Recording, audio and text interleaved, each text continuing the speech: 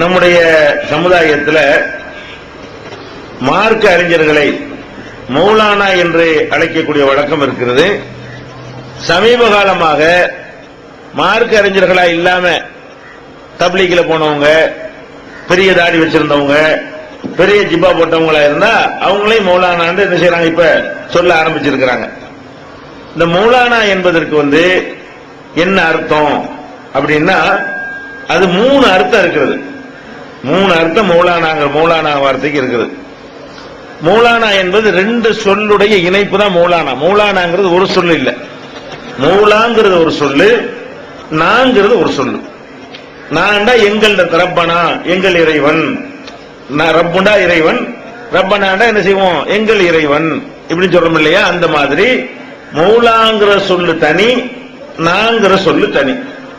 மௌலாண்டா என்ன அர்த்தம்னா அடிமை அப்படின்னு அர்த்தம் இருக்கிறது.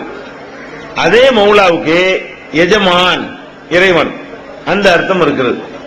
அதே மௌலாவுக்கு நண்பன், கூட்டாளி என்கிற அர்த்தம் இருக்கிறது.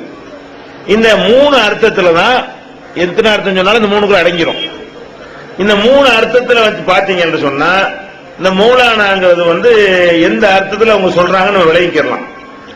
இப்ப ஒரு அஜரத்தை பார்த்து எங்களுடைய மௌலானான்னு சொல்றோம். அடிமைன்னு அர்த்தம் கொடுக்க முடியுமா? இவர் தான் எங்க அடிமை ஒத்துக்கிறார் அவரு. நம்ம ஒரு அஜரத்தை பார்த்து மௌலானான்னு சொன்னா அந்த இடத்துல அர்த்தம் அடிமைன்னு கொடுத்தோம்னா அவருக்கு பிடிக்குமா? அது கண்ணியத்துக்கு தான் நீங்க சொல்றீங்க.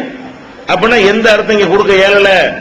அடிமைங்கிற அர்த்தம் கொடுக்க முடியாது. மௌலானாங்கிற வார்த்தைக்கு மௌலாவுக்கு 3 அர்த்தம் இருக்குது. எங்களுடைய அடிமை, எங்களுடைய எஜமான், எங்களுடைய நண்பர், 3 அர்த்தம் கொடுக்கலாம். நம்ம அந்த அஜரத்து மால் நம்ம கேட்கணும், நீங்க எந்த அர்த்தத்தில் இதை சொல்றீங்க? எங்களுடைய அடிமையா நீங்க என்ன அடிமை இல்லைன்றீங்க. அப்ப எங்களுக்கு எஜமானா? எஜமான் ஆக முடியுமா? அஜரத் நமக்கு எஜமான், நம்ம அடிமையா? அப்ப மௌலானாங்கிற வார்த்தைக்கு அடிமைன்னு அர்த்தம் கொடுத்தோம்னா அவர் நமக்கு அடிமையா போயிடுறாரு, நம்ம எஜமான்னா போயிடுறோம். அல்லது எஜமான்கிற அர்த்தம் கொடுத்தீங்கன்னு சொன்னா அப்ப என்னவாயிரும், அவரு எஜமானாவும் நம்ம அடிமையாவும் போயிடுறோம். 2 அர்த்தம் கொடுக்க இயலாது. ஆனா அவங்க எஜமான்கிற அர்த்தம் தான் சொல்லிட்டு இருக்கிறாங்க. 3வது அர்த்தம் என்ன? நண்பர் அப்படின்னு அர்த்தம். நண்பர் தான் எல்லாத்தையும் சொல்ல வேண்டிய அதைய ஒருத்தர் அவருக்கு பண்ணி சொல்றீங்க. நண்பர்ங்கிறது பொய். நண்பருங்கிற அர்த்தத்துல சொன்னா நீங்க அவருக்கு மௌலானா, அவர் உங்களை மௌலானான்னு சொல்லணும். என்னுடைய நண்பரே, என்னுடைய நண்பரே அப்படிதான் கூப்பிடணும். நான் உங்களை என்னுடைய நண்பர்னு சொன்னா நீங்க என்ன சொல்லணும்? என்னுடைய நண்பர்னு சொல்லணும். அப்ப நம்ம அஜரத்தை பார்த்து மௌலானான்றவன வணக்கம் மௌலானா, அஸ்ஸலாமு அலைக்கும் மௌலானான்னு சொல்லணுமா இல்லையா? இப்ப நம்ம மட்டும் தான் மௌலானா சொல்றோம், அவர் சொல்ல மாட்டேங்கிறாரு. நம்ம மட்டும் அஜரத்தை பார்த்து மௌலானாங்கிறோம், அஜரத்து நம்மளை பார்த்து என்ன செய்ய மாட்டேங்கிறாரு, மௌலானா சொல்ல மாட்டேங்கிறாரு. அப்ப இது மௌலானாங்கிறது நண்பருங்கிற அர்த்தத்தில் உங்க சொல்லல. நண்பருங்கிற அர்த்தத்தில் சொல்லி இருந்தால் யாருக்கு வேண்டாலும் சொல்லணும். அவர் நமக்கு சொல்லணும், நம்ம அவருக்கு சொல்லணும், படிச்சவருக்கு சொல்லணும், சின்னவருக்கு சொல்லணும், பெரியவருக்கு சொல்லணும். முஸ்லீம் அல்லாத ஒரு நண்பர் இருந்தா கூட அவரை என்ன செய்யலாம், மௌலானான்னு கூப்பிடலாம். நண்பர் தானே.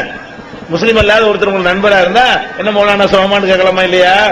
அப்ப இந்த நண்பருங்கிற அர்த்தத்திலையும் அது அந்த அர்த்தம் கொடுக்கலாம். ஆனா இவங்க அந்த அர்த்தத்துல சொல்றது கிடையாது. அடிமைங்கிற அர்த்தத்துல சொல்றாங்க, அந்த அர்த்தம் இல்ல. வேற என்ன அர்த்தம்? எஜமானப்ப அவ என்னமோ என்னத்தினால வைக்கிறாங்க, அவ என்னமோ நமக்கு எஜமான் மாதிரி, நம்ம எல்லாம் அடிமைங்கிற மாதிரி காட்டுவதற்கு தான் இந்த வார்த்தையை மௌலானாங்கிற வார்த்தையை என்ன செய்யறாங்க, பயன்படுத்துகிறார்கள். அந்த அர்த்தத்தில் பயன்படுத்துவதாக இருந்தால் அது அல்லாஹ்வுக்கு மட்டும்தான் சொல்லணும். எஜமான்கிற அர்த்தத்தில் இந்த மௌலாங்கிற வார்த்தையை பயன்படுத்த என்ன செய்யணும், அல்லாஹ்வுக்கு தான் உரியது. குர்ஆன்ல அல்லாஹ் சொல்லி காட்டுகிறான், அந்த மௌலானா, இறைவா நீ தான் எங்களுடைய மௌலா, எஜமான், பன்சுர்னா அல் கோமில் காபில் கூப்பிடுமா இல்லையா? அப்ப அல்லாஹ் தான் என்ன செய்யணும், மௌலானாங்கிறான். நீங்க நம்ம அல்லாஹ் எப்படி சொல்லணுமா, எங்கள் மௌலானா, யா மௌலானா, எங்கள் இறைவனே, எங்களுடைய எஜமானனே அர்த்தம். அப்ப அல்லாஹ்வுக்கு பயன்படுத்தும் பொழுதுதான் எஜமான்கிற அர்த்தம் வரும். மனிதனுக்கு பயன்படுத்தினா ஒன்னு அடிமைங்கிற அர்த்தம் வரும், இல்லன்னா நண்பன்கிற அர்த்தம் வரும். அந்த 2 அர்த்தத்தில் அவங்க பயன்படுத்துவது கிடையாது. அடிமைங்கிற அர்த்தத்தில் பயன்படுத்தினா அவர் மட்டம், நமக்கு மேல மட்டமா போயிடுறாரு.